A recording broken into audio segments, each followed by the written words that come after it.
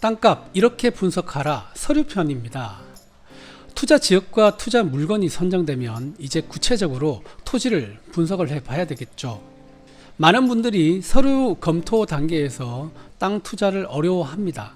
특히 스스로 물건에 대해 셀프 분석이 되지 않는 경우는 차라리 투자를 하지 않는 게 낫습니다.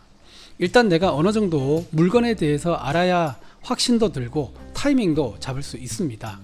내 소중한 돈을 지키기 위해서 스스로 서류를 파악하고 검토하는 습관을 들이시길 바랍니다.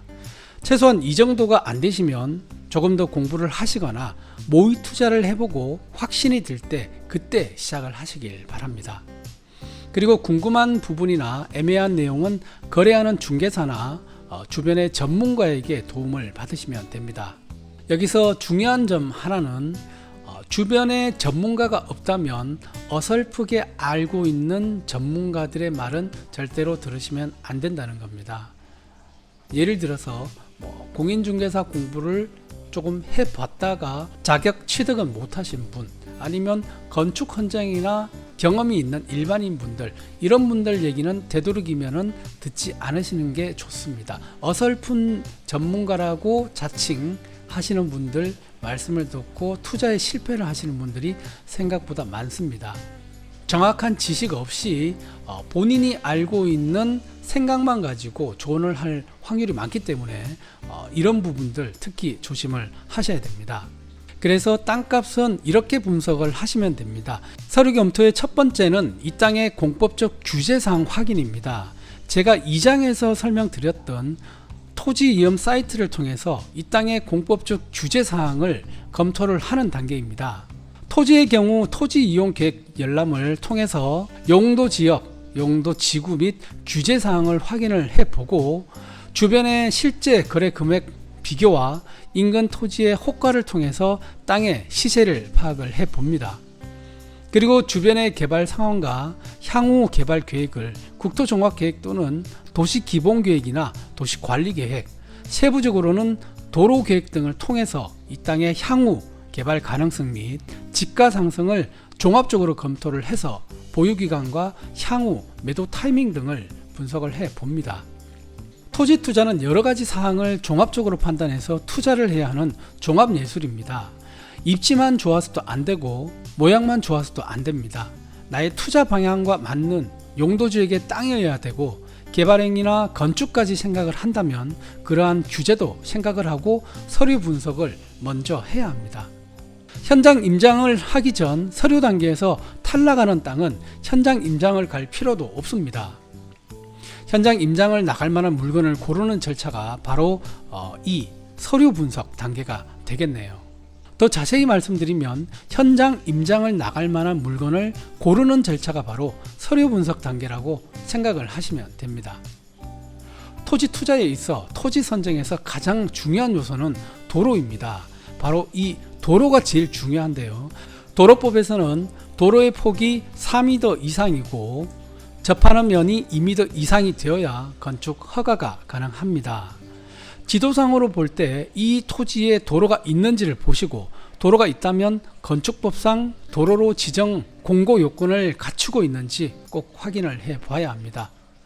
또한 임도는 도로가 아닙니다. 임야의 경우는 대부분 지적도상 도로가 없는 경우가 많습니다. 맹지가 많죠. 하지만 현황상 도로가 존재하는 경우가 있으므로 이 현황상 도로를 활용할 수 있는지 여부를 잘 판단을 해야 합니다. 지자체 도로과에 도로관리대장이라고 있습니다. 자, 이 도로관리대장이 있으니까 확인을 해서 그 도로가 등록된 도로인지 현황도로인지 사도인지 체크를 해 봐야 되겠죠. 여기서 조심해야 할 점은 지목이 도로인 경우에도 공도인지 사도인지 건축법상 도로인지 도로관리대장을 통해서 꼭 확인해 보셔야 된다는 점 주의를 하셔야 되고요. 도로가 없는 맹지인 경우 인접 토지를 이용해서 도로 개설을 할 수 있는지 이때 토지 사용 문제와 지료 문제도 고려를 하셔야 됩니다. 또한 지적도를 분석할 때 이 땅에 국어가 지나가는 경우 이 땅은 법적으로 맹지가 됩니다. 많은 분들이 이 부분을 간과하시는데요. 아주 중요한 부분입니다. 이 부분은 서류 분석 후에 현장 임장 시 꼭 확인을 해봐야 되는 사항으로, 만약 국어가 맞다면 국어를 소유하고 있는 기관, 보통 지역 농어촌 공사인 경우가 많습니다. 여기에 점령이 가능한지 확인을 하고 점령을 받아야만 허가를 받을 수 있기 때문에 꼭 주의해서 보셔야 되는 사항입니다. 우리가 현장을 나가기 전 책상에서 서류로 확인할 수 있는 토지의 분석 작업 중에 지목으로 볼 때 임야라고 되어 있는 산지, 우리나라 국토의 약 67% 정도가 산지로 이루어져 있습니다. 그래서 산지를 책상에서 서류로 먼저 분석할 수 있는 방법을 안내를 해 드리겠습니다.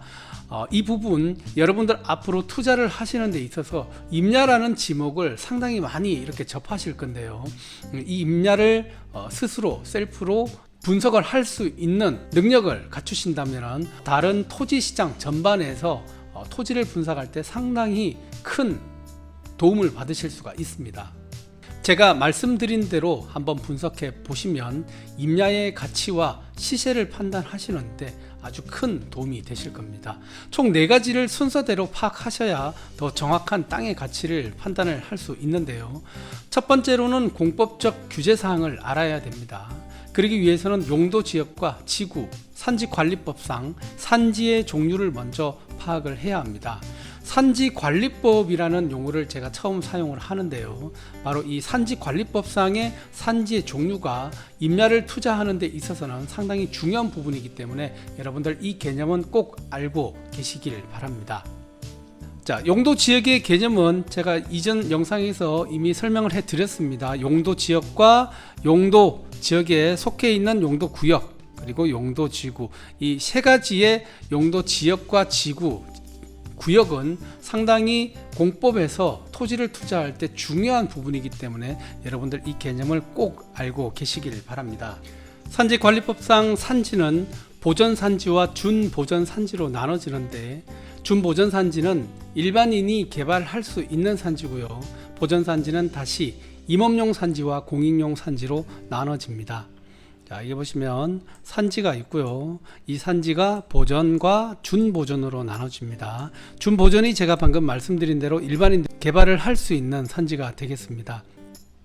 산지관리법 제4조에 보시면 산지의 합리적인 보존과 이용을 위하여 산지는 보전산지와 준보전산지로 이렇게 구분이 되어 있다라고 되어 있습니다. 준보전산지는 보전산지 외의 산지를 다 얘기하는데요. 보전산지에는 다시 임업용 산지와 공익용 산지 이렇게 나눠집니다. 여기 보시면 공익용 산지라고 되어 있는 산지는 여러분들이 절대 매입을 해서는 안 되는 그런 산지가 되겠습니다. 웬만하면 개발 자체가 정말 힘든 그런 산지가 되겠고요. 여기 준보전 산지 같은 경우에는 특별한 경우를 제외하고는 산지 전용, 전용이라는 용어는 개발이라는 용어랑 비슷한 선상으로 볼 수 있습니다. 산지를 전용한다는 의미는 산지를 개발할 수 있다는 의미로 보시면 될 것 같고, 농지도 마찬가지 농지 전용이라고 한다면 농지를 개발할 수 있다는 개념으로 보시면 될 것 같습니다. 자, 그래서 이런 행위 제한을 비교적 적게 받아서 공장, 주택 등 개발 용도로 이용이 가능한 산지에 해당이 된다. 그 산지가 바로 준보전 산지라고 보시면 될 것 같습니다. 자, 이 임업용 산지 같은 경우에는 보전 산지에서 지금 공익용과 임업용으로 나눠지는데, 임업용 산지 같은 경우는 일반인들은 개발을 하실 수가 없고요. 임업인이나 농업인의 자격을 갖추시면 그때부터 개발을 할 수 있는 산지입니다. 자, 이 임업용이라는 용어 자체에 어떤 뜻이 들어 있는데요. 산림자원 조성과 임업 생산 기능 증진에 필요한 산지라고 되어 있습니다. 일반인들 입장에서는 이 산이 아무 의미가 없겠지만, 농업인이나 임업인의 자격을 갖추신다면 일반인들이 살 수 없기 때문에 상대적으로 가격이 상당히 저렴합니다. 그런데 이 농업인과 임업인의 자격을 갖추면 개발을 할 수 있기 때문에 어떻게 보면은 이 임업용 산지가 상당히 게임 체인저 같은 역할을 할 수 있는 그런 산지라고 보시면 될 것 같고요. 우리가 흔히 볼 수 있는 관광농원 같은 그런 개발이 바로 이 임업용 산지, 농림 지역에서 임업용 산지를 통해서 관광농원으로 개발을 해서 수익을 볼 수 있는 그런 사업들이 상당히 많습니다. 그래서 임업용 산지 여러분들도 주목해서 꼭 보시길 바랍니다. 자, 이렇게 용도 지역과 산지관리법상 산지의 종류를 이해를 하셨다면 그 다음에는 토지 이험 사이트를 통해서 이 두 가지를 실제로 확인을 해 보시는 순서입니다. 제가 한번 토지 이험 사이트 활용 방법 말씀해 드렸는데요. 이렇게 토지 이험 사이트를 통해서 해당 지번을 검색을 해서 토지 이용 계획 확인원을 확인하는 과정에서 여기 보시면은 나옵니다. 보시면 산지관리법상 준보전 산지라고 나오죠. 이 부분이 임업용 산지로 되어 있는지 공익용으로 되어 있는지 이런 부분들 토지 이험 사이트를 통해서 여러분들이 확인을 하실 수 있고요. 그리고 이 토지가 지금 이렇게 도면에 지금 표시가 되어 있습니다. 대략 뭐 이런 모양으로 표시가 되어 있는데 여기 보시면 용도 지역이 지금 두 개가 이렇게 걸쳐 있습니다. 계획관리 지역과 농림 지역. 농림 지역이 이만큼 지금 걸쳐 있고요. 상당히 넓은 지역이고 그다음 이쪽 지역은 계획관리 지역입니다. 조금 있다가 구체적으로 이 면적도 산출할 수 있는 방법을 제가 알려드리겠습니다. 참고로 여기 지역지구 나와 있는 부분 중에 용도 지역이 도시 지역이면 자연녹지 지역이 좋은 지역이고요. 비도시 지역이면 계획관리 지역이고 산지관리법상 준보전 산지, 방금 제가 말씀드렸던 준보전 산지일 경우 가장 가치가 높다라고 판단을 하시면 될 것 같습니다. 자, 이렇게 토지 이험 사이트를 통해서 용도 지역과 산지관리법상 어떤 산지인지 종류를 알았다면 그 다음번에는 이 임야의 경사도를 체크를 해 봐야 합니다. 자치법규 시스템을 통해서 개발행위 허가에 관한 부분들 그리고 경사도를 확인하는 방법들에 대해서 말씀을 드릴 테니까요. 조금 더 여러분들 신경 써서 한번 들어보시길 바랍니다. 임야에서 경사도라는 이 의미는요, 개발이 가능한지 아니면 개발이 불가능한지를 판단하는 그 첫 번째 기준이 됩니다. 아주 중요한 요소가 되겠고요. 임야의 경사도는 우리나라의 법정 평균 경사도가 25도가 넘어가면 개발 자체가 불가능합니다. 그래서 일단 여러분들께서는 25도라는 이 경사도의 기준을 일단 알고 계셔야 될 것 같고요. 이 경사도는 육안으로 확인이 어렵기 때문에 경사도를 알아보려면 먼저 임야 소재지 자치법규 시스템에 접속을 하셔서 각 지방자치 조례에 지자체별로 우리나라는 다 틀립니다.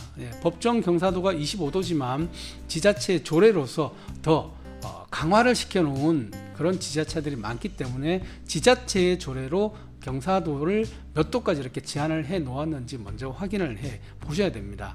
자, 인터넷에 접속을 하셔서요, 검색창에 자치법규 정보 시스템이라고 검색을 하시면 이렇게 나옵니다.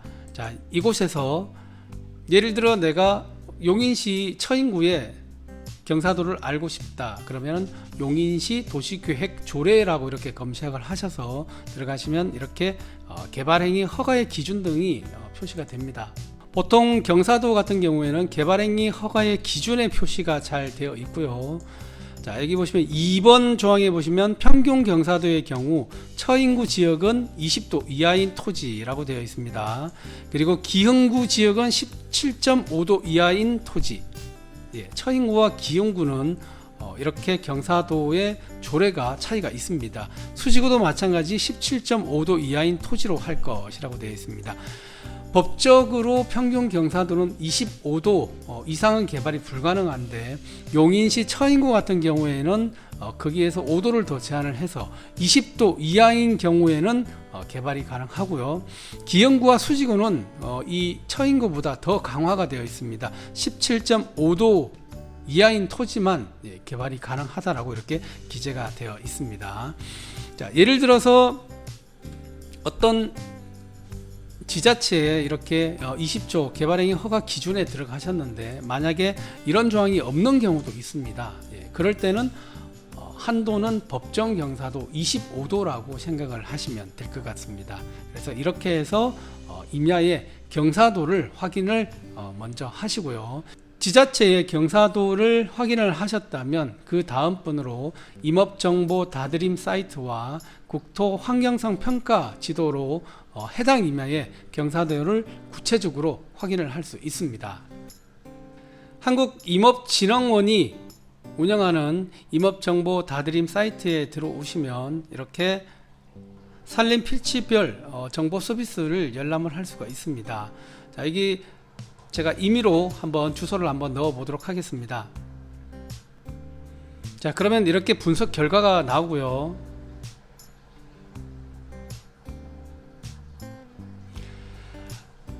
자, 총 3가지로 나오는데요. 여기 보시면 주요 정보와 그 다음 상세 정보가 또 나옵니다. 그리고 탄소 흡수량까지 같이 계산이 되어서 나옵니다. 먼저 주요 정보는 이 임야의 적정 재배 품목이 나옵니다. 최적화 가능한 그런 품목들이 나오고요. 산림 청정도와 조림 수종, 그리고 임지 생산 능력, 지형 정보에 보시면 여러분들이 궁금해 하시는 사항이 있습니다. 바로 경사도가 이렇게 표시가 되는데요. 경사도가 20도에서 25도라고 표시가 되어 있는데 이 경사도는 정확하지는 않습니다. 대략적으로 표시가 되는 경사도이기 때문에 참고 정도 하실 수 있는 그런 경사도라고 보시면 될 것 같습니다. 조금 전 제가 자치법규 시스템을 통해서 용인시 처인구의 경사도는 20도 이하가 개발이 된다고 했는데 현재 이 임야의 경사도는 20도에서 25도라고 표시가 되어 있기 때문에 조금 더 자세히 이렇게 알아봐야 될 필요가 있습니다. 자, 조금 더 자세히 알아보는 것은 조금 이따가 국토 환경성 평가 지도를 통해서 자세히 알아보도록 하겠습니다. 자, 그리고 현재 이 임야에 조림되어 있는 수종, 리기다 소나무라고 이렇게 나오고 나무 지름, 나이, 울패도 이런 것까지 나오는데 100% 정확한 데이터는 아니고 어느 정도 근접한 수치라고 보시면 될 것 같습니다. 토양 정보도 나오고 산사태 정보, 그리고 기후 정보 이런 것들 전부 다 표시가 다 되어서 나옵니다.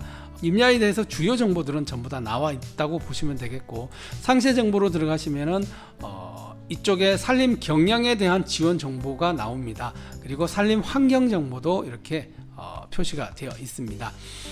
자, 향후 기후 위기로 인해서 이 산림 자원에 대한 중요도가 상당히 중요하게 인식이 될 건데요. 바로 이 탄소 흡수량 아주 중요한 부분입니다. 내가 선택한 필지의 탄소 흡수량을 알아볼 수가 있습니다. 그래서 현재는 여기 보시면 톤당으로 계산이 돼서 나오는데요. 이 임야 같은 경우에는 현재 약 77톤 정도 탄소 흡수량이 된다고 보시면 될 것 같고 10년 뒤에는 77톤이 약 115톤으로 예측값이 증가한다는 사실을 알 수 있습니다. 이 부분이 중요한 이유는 이 산림 탄소 흡수량에 따라서 이 톤당 현재 국제 가격으로 유럽에서 거래가 되고 있는 탄소 흡수량 톤당 가격은 유럽 같은 경우에는 약 10만원 정도 되고요. 우리나라 같은 경우에는 약 3만원 정도 됩니다. 이게 주가 지수처럼 상승도 하고 하락도 하고 그렇기 때문에 향후 앞으로는 이 탄소 배출권으로 인해서 이 탄소 흡수량을 가치로 환산을 해서 거래가 될 수 있는 시기가 올 겁니다. 현재 우리나라에서는 기업 간 거래는 주식시장 내에서 거래를 할 수 있게끔 거래시장이 있습니다. 다만 개인들은 아직까지 참여가 안 되고 있는데요. 향후 이 기후위기 때문에 이런 산지에 대한 탄소 배출권이 많은 관심을 받을 것이고 각광을 받을 것이기 때문에 이 탄소 흡수량, 내가 선택한 이 필지의 탄소 흡수량도 향후에는 상당히 중요한 임야의 가치에 포함될 수 있는 그런 사안이라고 보시면 될 것 같습니다. 조금 전 임업정보 다드림에서 경사도를 대략적으로 확인을 해 보셨는데요. 조금 더 정확하게 알아보시기 위해서는 환경부에서 운영하는 국토환경성 평가지도 사이트를 통해서 알아볼 수가 있습니다. 자, 이 사이트에서 경사도 고도 분석으로 클릭을 하시고요. 여기에서 지적 분석으로 들어가시면 키워드 검색이라고 나옵니다. 여기에 조금 전 입력을 했던 지번을 제가 한번 다시 넣어 보겠습니다. 자, 이렇게 검색하시고 나오는 지번을 담기로 하셔서 분석을 클릭하시고 확인을 눌러주시면 자, 이렇게 경사도가 자세히 표시가 됩니다. 경사도를 한번 살펴보도록 할게요. 조금 전 임업정보 다드림 사이트를 통해서 본 경사도는 20도에서 25도라고 표시가 되었는데요. 자, 현재 이 임야의 경사도 이렇게 보시면은 5도 이하부터 해서 30도 이상까지 표시가 되어 있습니다. 조금 전 임업정보 다드림 사이트를 통해서 알아볼 때는 20에서 25도가 이렇게 표시가 되어 있지만 실제로 이 임야에서는 약 46.82%가 이 경사도에 해당이 되고요. 그렇다면 자치법규 시스템을 통해서 용인시 처인구는 20도 이하의 산지는 개발이 된다라고 되어 있었기 때문에 여기 보시면 자, 20도 이하의 임야 약 한 50% 정도는 개발이 가능할 수 있겠다라고 이 국토 환경성 평가 지도에서 지적 분석 결과를 통해서 경사도를 확인을 할 수가 있습니다. 그러니까 경사도 확인은 국토 환경성 평가 지도로 지적 분석을 해 보시는 게 좀 더 정확히 경사도를 알 수 있다라고 생각을 하시면 될 것 같습니다. 색상으로 지금 표시가 되어 있는데요. 보시면 빨간색은 아주 경사가 지금 높은 곳이고 현재 이 필지 안에서 경사가 높은 쪽은 약간 빨간색이 있는 쪽, 경사도가 상대적으로 좀 낮은 노란색 부분으로 표시가 되어 있는 이 부분과 자, 이쪽 부분, 이런 부분들은 개발이 가능한 면적이 되겠고요. 그 면적이 전체 면적의 조금 전에 보셨다시피 약 한 50% 정도는 된다라고 생각을 하시면 될 것 같습니다. 하지만 이 수치 또한 정확한 수치는 아닙니다. 임야를 개발하기 위해서 가장 정확하게는 경사도를 알아볼 수 있는 방법은 토목설계사무소에 비용을 주고 산출을 해봐야 정확한 개발할 수 있는 경사도의 면적이 나온다는 사실은 알고 계시기 바랍니다. 이렇게 경사도를 확인하셨다면 이 경사도를 빼고 개발 가능한 면적을 대략 산출해 보시면 됩니다.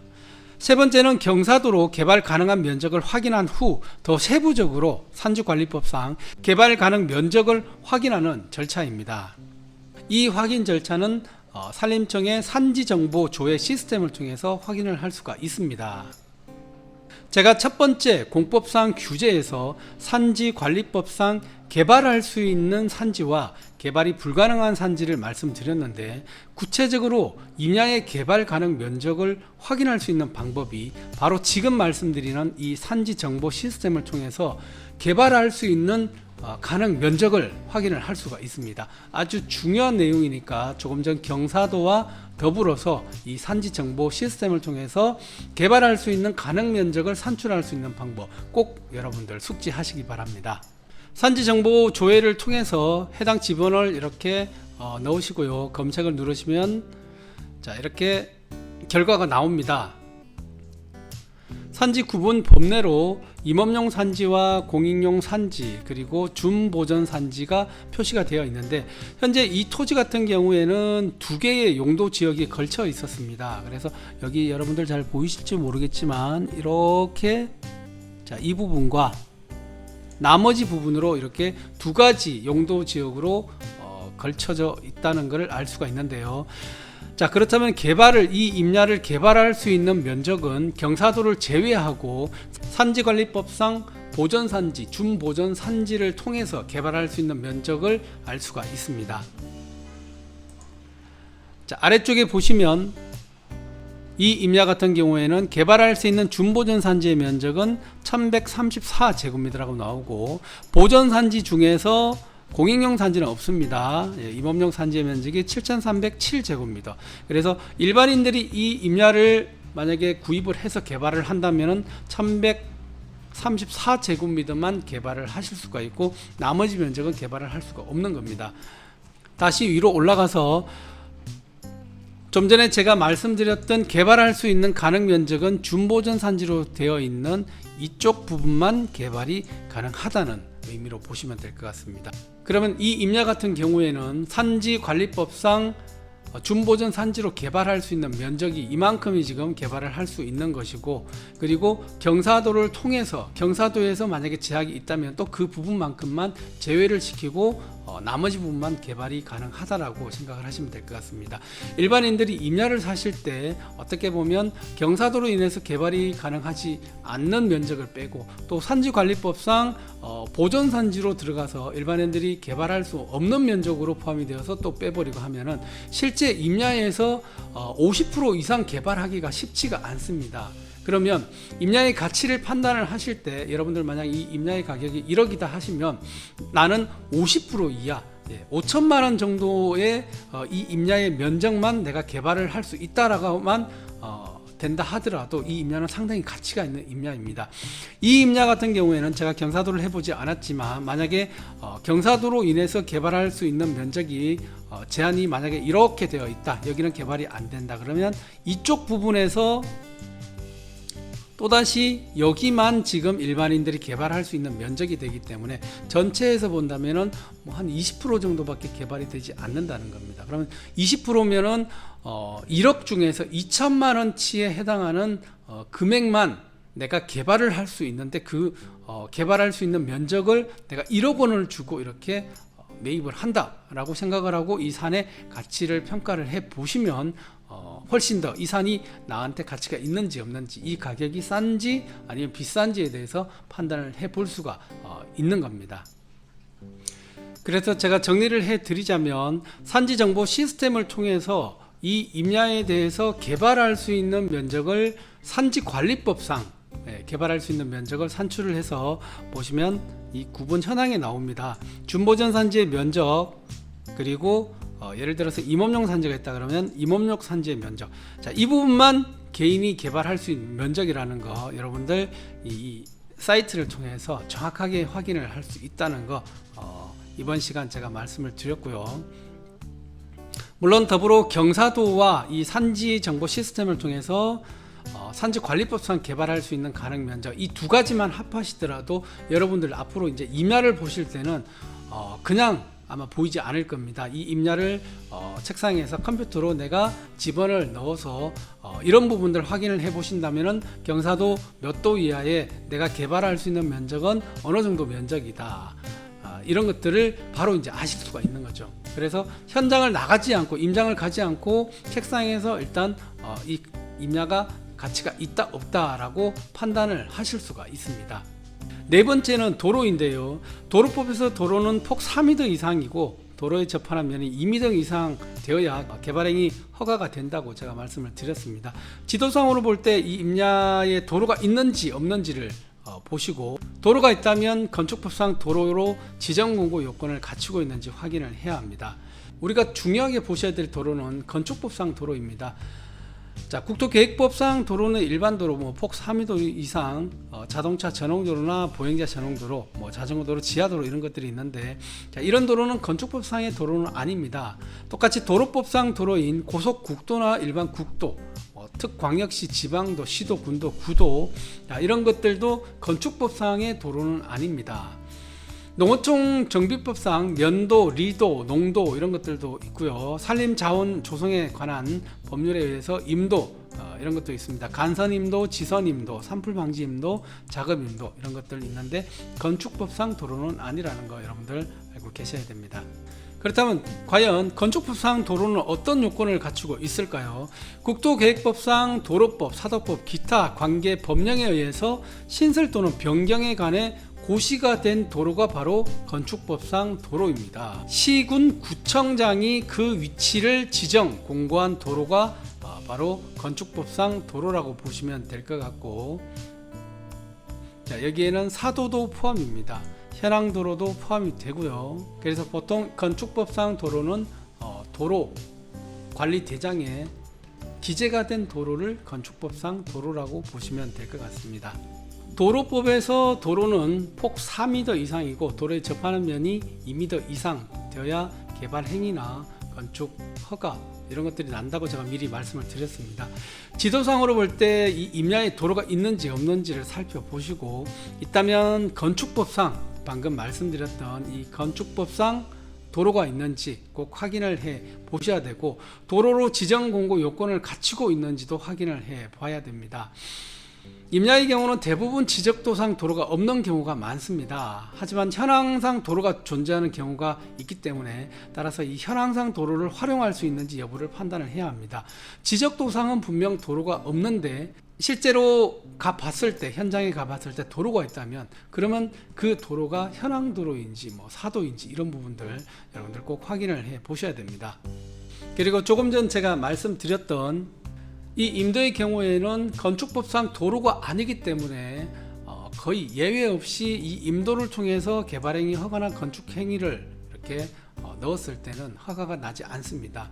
많이 물어보시는 내용들 중에 하나인데요. 임도로 개발행위 허가가 나나요? 건축 허가가 나나요? 실제로 가보면 임도는 일반 도로처럼 잘 되어 있는 그런 임도도 있지만 말 그대로 임도는 임산물의 이동, 이런 산불 방지, 그다음 작업을 하기 위한 그런 목적에 의해서 개설된 산림자원 조성 및 그 관리에 관한 법률에 의해서 만들어진 도로이기 때문에 건축법상의 도로가 아니라는 사실 다시 한번 여러분들에게 알려드립니다. 혼돈하지 않으셨으면 좋겠습니다. 마지막으로 책상에서 임장을 나가기 전에 토지 시세 확인을 해 보셔야 되는데요. 토지의 시세는 감정평가 방식 중 비교 방식으로 보통 많이 확인을 합니다. 감정평가 방식 중에는 거래사례 비교법도 있고요. 그리고 공시지가 기준법 이런 방법들도 있는데 실제로 일반인들이 하실 수 있는 방법은 토지 실거래가 사이트를 통해서 인근의 거래 사례를 확인을 합니다. 국토부의 토지 실거래가 확인 이런 어플이나 사이트 아니면 밸류맵이나 땅야나 디스코 같은 어플을 통해서 현재 가장 최신의 거래가 된 그런 토지의 거래 사례를 통해서 이 땅의 가격을 유출을 해 보는 겁니다. 또한 현재 시장에 매물로 나온 물건을 호가 비교 후에 내 토지의 가치 분석 자료와 비교를 하는 방법도 있는데요. 자, 이런 방법들 실거래 사이트를 통해서 올라온 그 인근 주변의 토지의 시세와 현재 네이버나 아니면 이런 인터넷에 나와 있는 매물들 블로그나 카페나 이런데 해당 지역 주변에 나와 있는 그런 매물들 같이 비교를 해 보시고요. 순서대로 분석 후에 최종 내 토지의 시세를 한번 가늠해 봅니다. 감정가가 임야에서는 그렇게 크게 중요한 사안은 아닙니다. 임야는 거래 사례가 오히려 더 중요한 사례가 될 수 있으니까 이 부분들 두 가지의 방법을 꼭 병행을 해서 최종 이 토지의 시세를 가늠을 해보고 그리고 난 이후에 현장 임장을 나가시면 될 것 같습니다. 실거래 사이트를 들어가 보시면 이렇게 주변에 이런 토지의 가격들이 나옵니다. 가장 최근에 거래가 된 사례를 기준으로 해서 면적도 보정을 해야 됩니다. 100평짜리 땅과 1000평짜리, 10,000평짜리 땅은 가격을 분명히 큰 땅은 그만큼 감가를 시켜야 되는 게 맞는 방법입니다.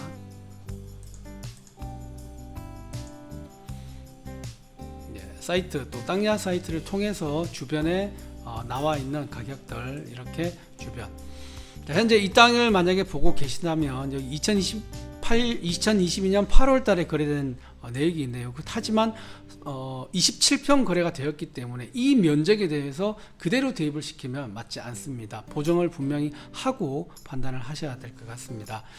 자, 2021년 6월 달 이때쯤이 오히려 더 이쪽하고는 비슷한 그런 시세일 수도 있으니까 여러 사례를 통해서 한번 참고를 해서 판단을 해 보시면 될 것 같습니다. 그리고 인터넷을 통해서 이쪽 주변에 매물들을 이렇게 검색을 해 봅니다. 그러면 현재 나와 있는 매물 가격들이 나와 있을 거고 이 가격을 우리는 호가라고 부릅니다. 호가는 말 그대로 매도인이 시장에 내놓은 가격이고요. 실제 거래된 가격은 아니라는 거 여러분들 참고를 해서 조금 전 실제 거래가와 비교를 해서 최종적으로 이 임야의 금액이 어느 정도 되겠다라고 이렇게 예측을 해 보시면 될 것 같습니다. 가장 중요한 건 면적 대비해서 가격이 어느 정도 있냐를 분명히 보정을 해야 된다는 사실 여러분들 잊지 마시고 이 부분 꼭 같이 해 보시기 바랍니다. 이렇게 임장을 나가기 전에 책상에서 컴퓨터와 휴대폰으로 먼저 서류 분석을 하는 방법을 여러분들에게 알려드렸습니다. 이제 임장을 나가 보셔야 되겠네요.